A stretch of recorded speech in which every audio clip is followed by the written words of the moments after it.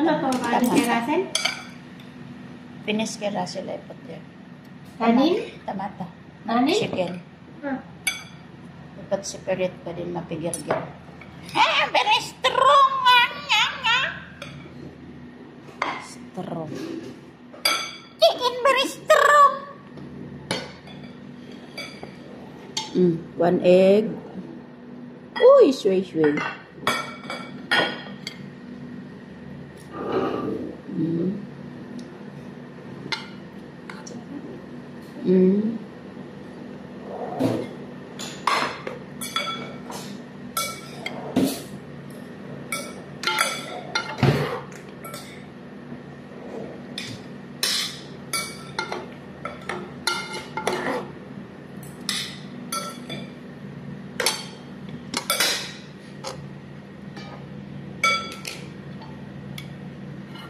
Little rice.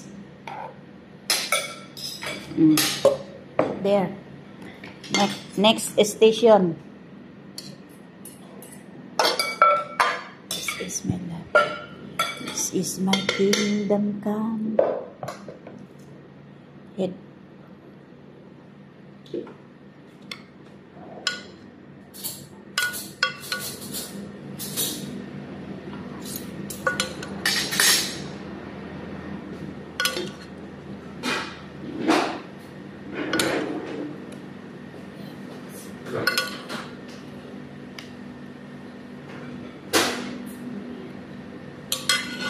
Next station.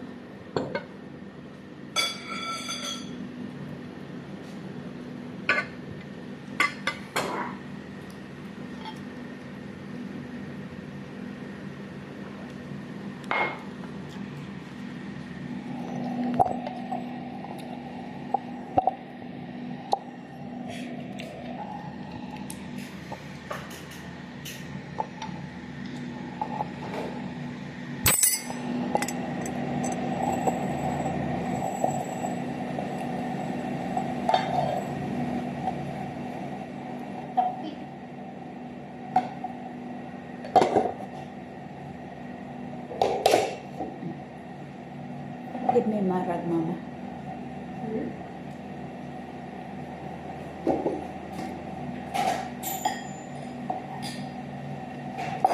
Taste.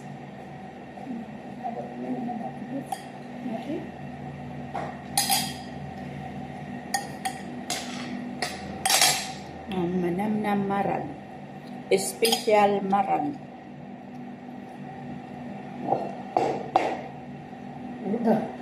Lagi dyan, ayaw ko mo. Hello.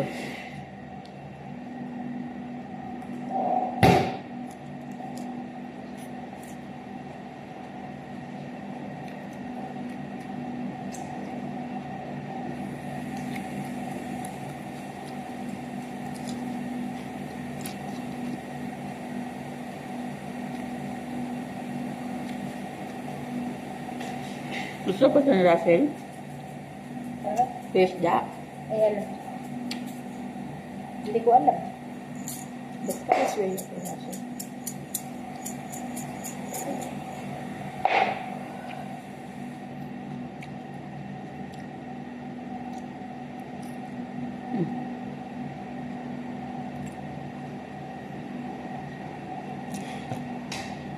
Huwag ka manghina. Naku, may derby ka pang puntahan.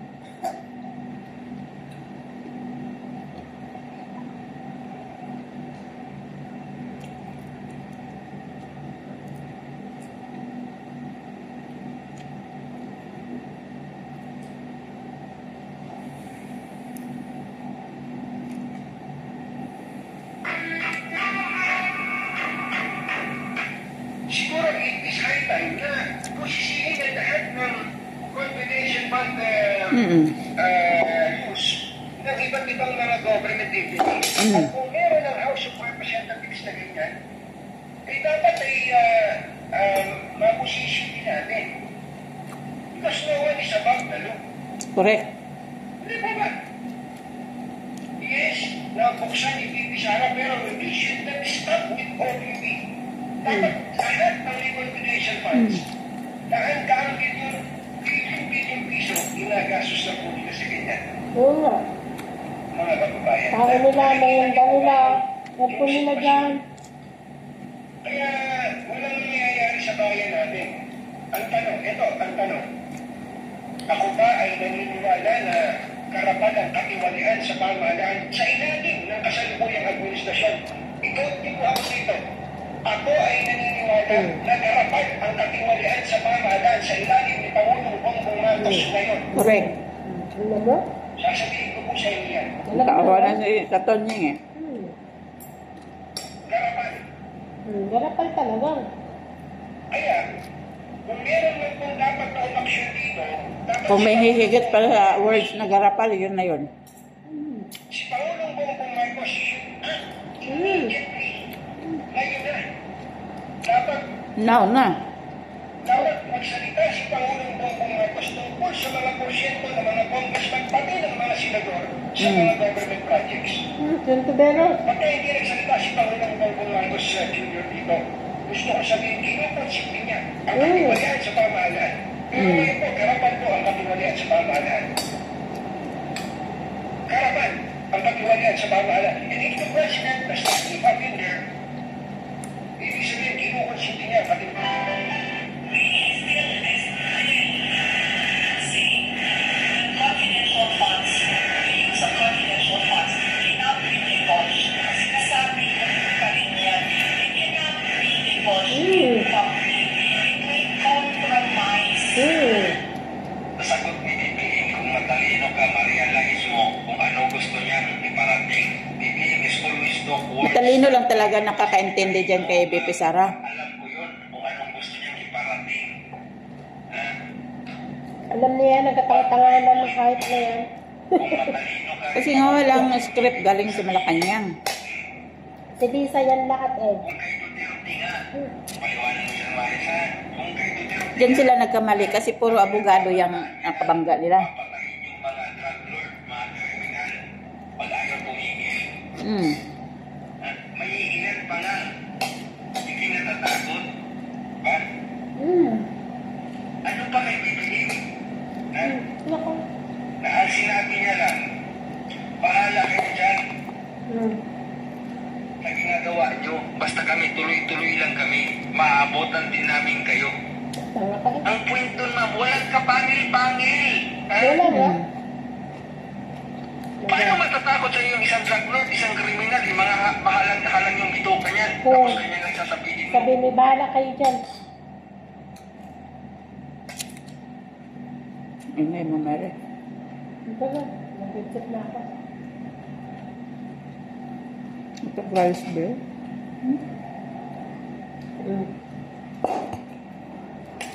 Pero ang kutsara,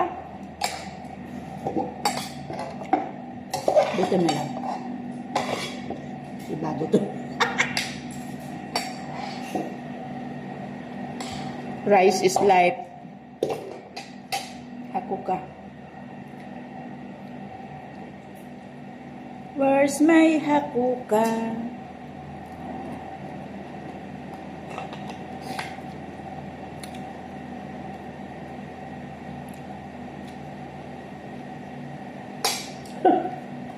Inaya na ng mga vlogger. Ito naman.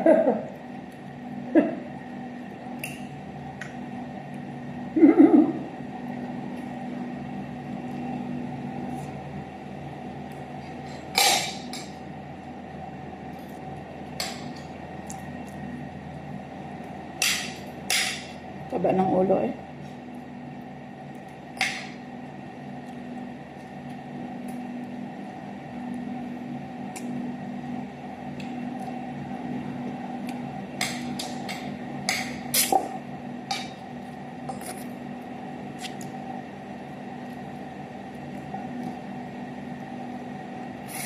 Rabbit nga eh.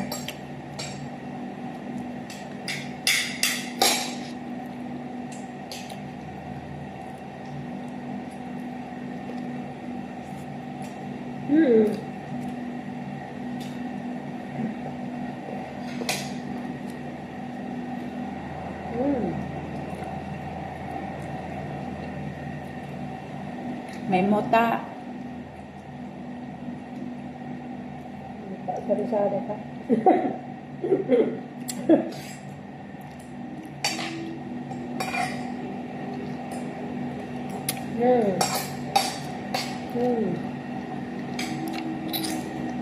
Na-try mo na makaluto ng tuna na ganito ang mata mere? Ganito kalaki? Mata? Eyeball ng tuna. Sarap dun. Kalaki mere 38 kilos.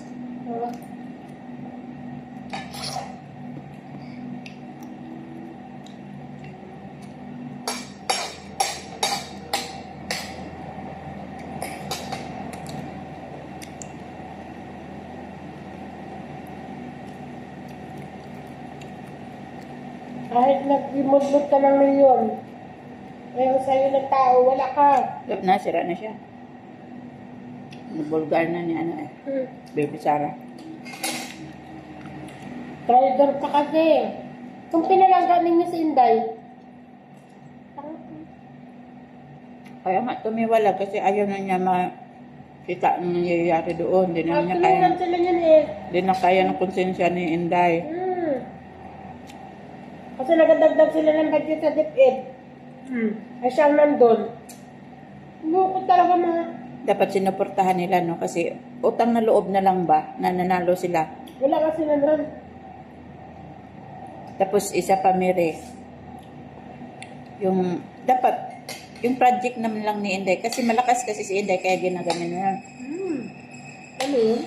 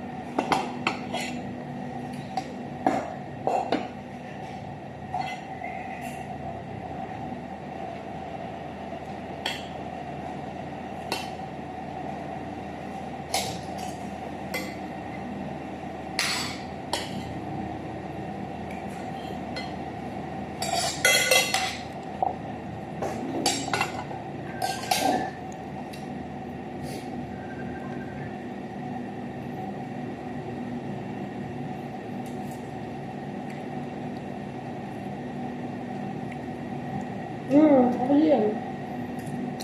Hi, mother. I'll be happy. Masaya talaga eh.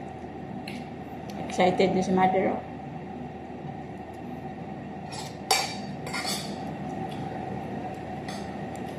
Oo nga.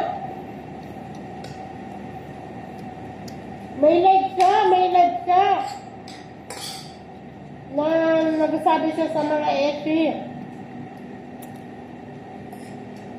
May live si Duterte na nagsasabi siya sa AFP na gusto niyo ba yung may presidente tayong adik?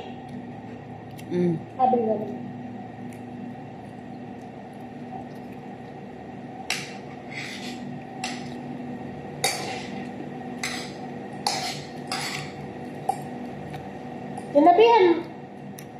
Sinabihan man din niya si Inday Sara, hindi naman nakinig.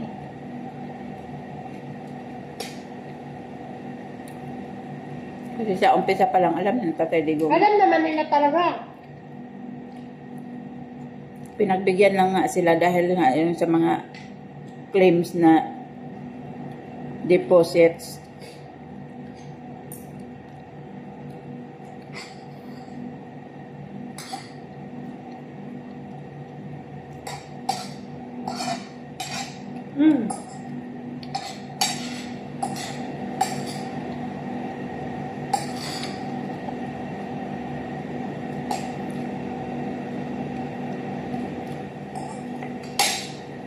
Very full.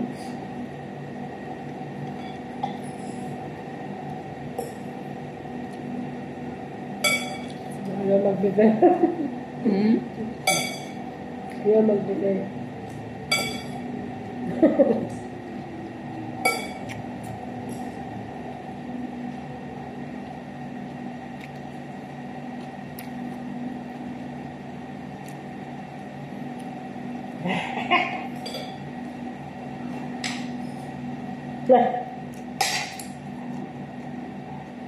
Matanda na kasi, matanda na. Ano na kaya? Matanda na. Siya na nga nang ikausap na mag-retire na siya. Ito pa na. Hello? Matanda na. Sige pagte.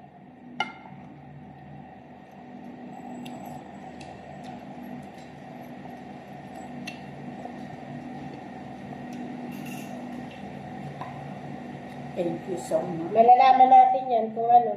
Kung ayaw ni Inday, bulong. Malalaman natin yan kung anong mangyayari dyan sa mga hayop na yan. sila, mag-away sila.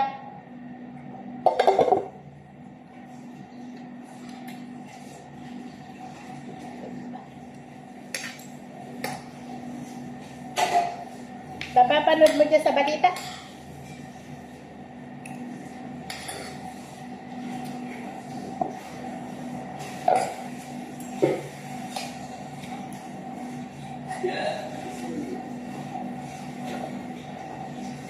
Meron. Meron. Meron. Yung manting 10,000 ko na nakuha kay Duterte pa yun. Sana yun? Hindi ah. Quarantine? Meron. Sa, ano yun? COVID? Sa COVID, meron sila.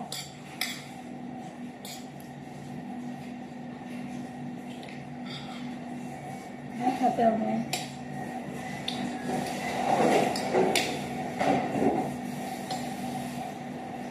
Hindi lang sila nagkakaunawaan kasi minsan yung mga nakapaligid na rin ang may gawa niyan. Nakaaway nila. Kasi nga, may intention si Romualdez na tumakbo na Pangulo. Kaya sinira niya ang unity. Matagal kaya nahimik yung si Inday Sara. Kapag kaya sinanong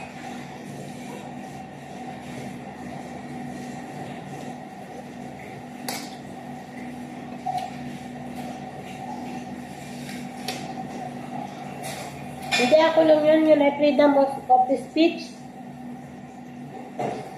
mga fake news yan eh. Ikaw ulit.